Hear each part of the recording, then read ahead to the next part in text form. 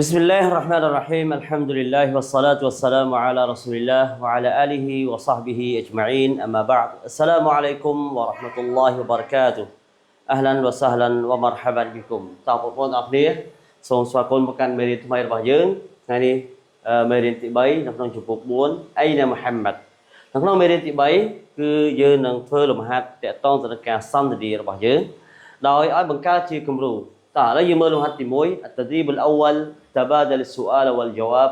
مع زميلك كما في المثال ឲ្យយើងសួរតើឆ្លើយជាមួយដៃគូរបស់យើងម្នាក់សួរម្នាក់ឆ្លើយទៅវិញទៅមកនៅក្នុងទម្រង់ដូចឧទាហរណ៍អញ្ចឹងនៅក្នុងឧទាហរណ៍គេយើងសួរថាអីណាបនីអីណាបនីឯណាទៅកូនប្រុសរបស់ខ្ញុំ استيقظ وخرج ណា استيقظ وخرج ណាបានចេញទៅហើយណាបានក្រោកពីដេកហើយចេញទៅហើយអញ្ចឹងយើងដូរយើងគ្រាន់តែសួរនៅក្នុងសំណួរនេះគេសួររកកូនរបស់ខ្ញុំអ៊ីបនុនអ៊ីបនីបន្ថែមយ៉ាកូនរបស់ខ្ញុំអៃណាអ៊ីបនីអៃណាវ៉ាឡាឌីអៃណាអ៊ុំមីអៃណាអាប៊ីតោះយើងដូរពីអ៊ុំពីអ៊ីបនីទៅជានេះខាលីصديق صديقي عم عمي والد والدي جد جدي ណាអញ្ចឹងអៃណាខាលីណាអៃណា صديقي អៃណា عمي តោះហើយម្នាក់ទៀតគឺគ្រាន់តែឆ្លើយ استيقظ وخرج استيقظ وخرج استيقظ وخرج បានថាគាត់ក្រោកពីដេកហើយទៅហើយចេញទៅហើយហាត់ប្រាំអញ្ចឹងណាតោះឥឡូវយើងមើលនៅក្នុងវងកញ្ចក់ទី2នេះជាមនុស្សស្រីអញ្ចឹងទាំងអស់នេះគឺមនុស្សប្រុសនេះគឺមនុស្សស្រីតោះសំណួរដូចគ្នាអៃណាខាឡាតុនទៅជាខាឡាទីអៃណាខាឡាទីអៃណាអ៊ុខទីអៃណាអ៊ុំមីតែសម្រាប់មនុស្សស្រីគឺយើងប្រើតាអត្តនីសបន្ថែមតាស្លាប់ដូចនៅក្នុងមេរៀនមុនដែរមេរៀនសិភៅមុនដែលយើងបានរៀនមានន័យថា استيقظت وخرجت استيقظت وخرجت ណាថែមតាអត្តនីសតើឥឡូវយើងចាប់ដើមជ្រើសរើសដៃគូរបស់យើងដើម្បីម្នាក់សួរម្នាក់ឆ្លើយសំណួរទាំងអស់ចម្លើយទាំងអស់ហើយផ្លាស់ប្ដូរម្នាក់ម្ដងតោះចាប់ដើមហើយនេះណាប់តា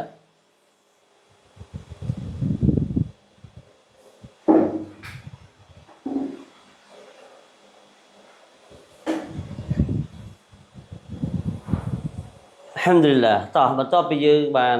សន្ទនារួចរាល់ហើយឥឡូវយើងចូលមើលលំហាត់ទី2គេឲ្យធ្វើម៉េចតោះលំហាត់ទី2សំណួរចម្លើយដូចគ្នាដដែលប៉ុន្តែមានសំណួរមួយម្នាក់សួរម្នាក់ឆ្លើយ Mata nama mubakkiran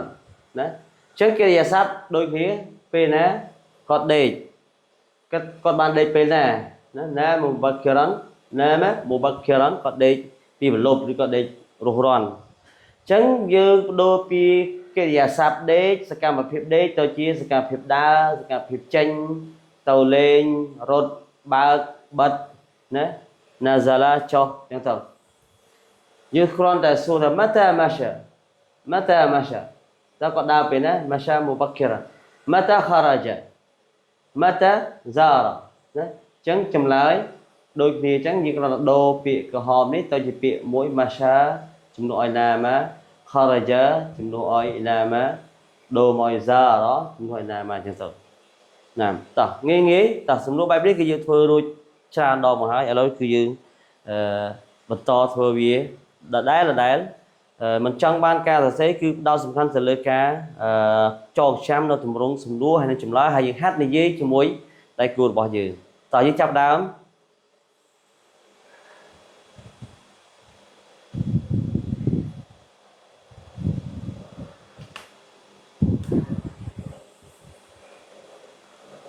ណាតោះបន្ទាប់ពីយើងបានបញ្ចប់សន្ទនាឥឡូវយើងចូលដល់ទម្រង់ទី3ទៀតالتدريب الثالث تبادل السؤال والجواب مع زميلك كما في المثال وماذا لبس ចឹងយើងសំដួលយើងសួរតទៀតថា وماذا لبس có bẹ áo ấy có bẹ áo ấy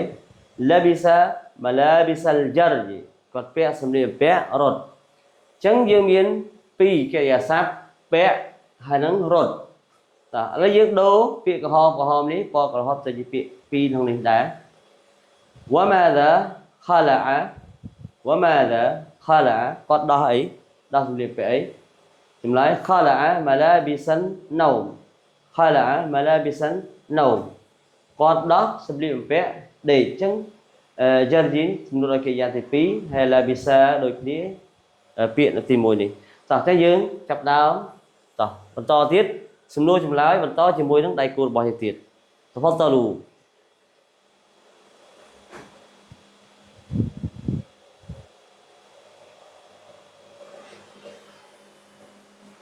Nam tỏ thấy chỗ là tí bốn năm hát tí bốn تبادل الحوار مع زميلك ណាឲ្យសន្ទនាគ្នាចឹងសន្ទនាក៏ដូចជាសំណួរចម្លើយដូចគ្នាដែរតោះ خلع ملابس النوم جيد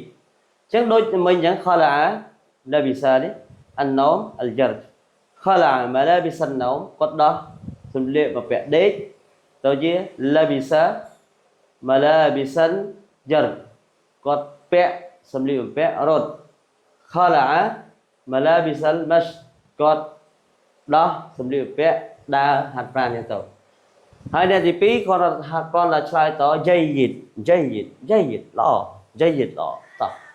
ទៅចាប់ដើមបងប្អូនជ្រើសរើសដៃគូហើយបន្តសន្ទនាឲ្យបានច្រើនតផុតទៅតោះចាប់ដើម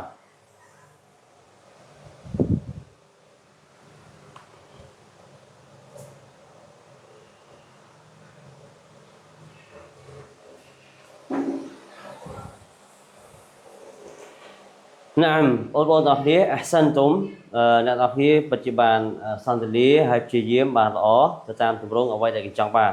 តើបន្តពីយើងស្ទាត់ហើយនៅក្នុងលំហាត់នេះគឺយើងនឹងទៅឥឡា التدريب لبعضه លំហាត់បន្តពីនេះគឺទី5ឲ្យ تبادل السؤال والجواب مع زميلك كما في المثال وأين ذهب وأين ذهب ហើយគាត់ទៅណា ذهب للجرد ទៅរត់ហាត់ប្រាណទៅរត់ហាត់ប្រាណ وأين ذهب ចឹងយើង ذهب للمشي وأين ذهب ذهب للنوم ណាចឹងទៅوأين ذهب ذهب إلى الصف وأين ذهب ذهب إلى القرية ذهب إلى المدرسة ذهب إلى السرير ចឹងទៅចឹងនៅសំណួរនេះសួរថាតើណាចម្លើយតើនេះទៅនោះចឹងទៅតោះយើងចាប់ដើមទាំងអស់គ្នាតែម្ដង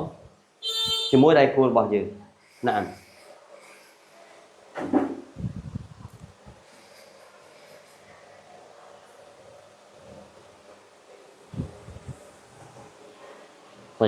តោះចឹងបងប្អូនដែលមើលវីដេអូនេះគឺយើងstop មួយវគ្គហើយយើងធ្វើទៅតាមលំហាត់អនុវត្តដែលយើងបានរៀនមកលំហាត់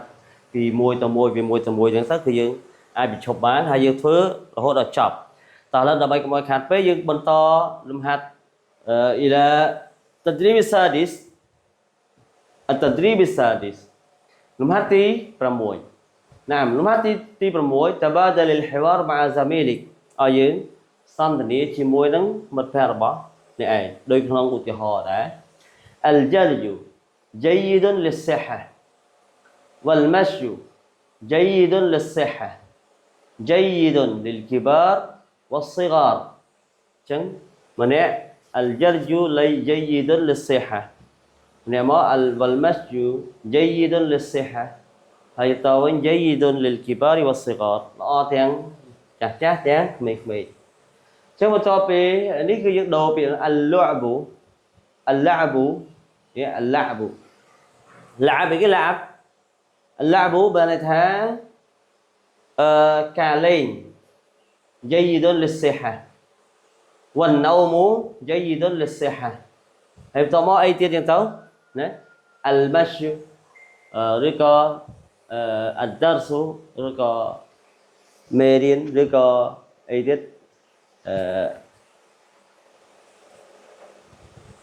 السباحة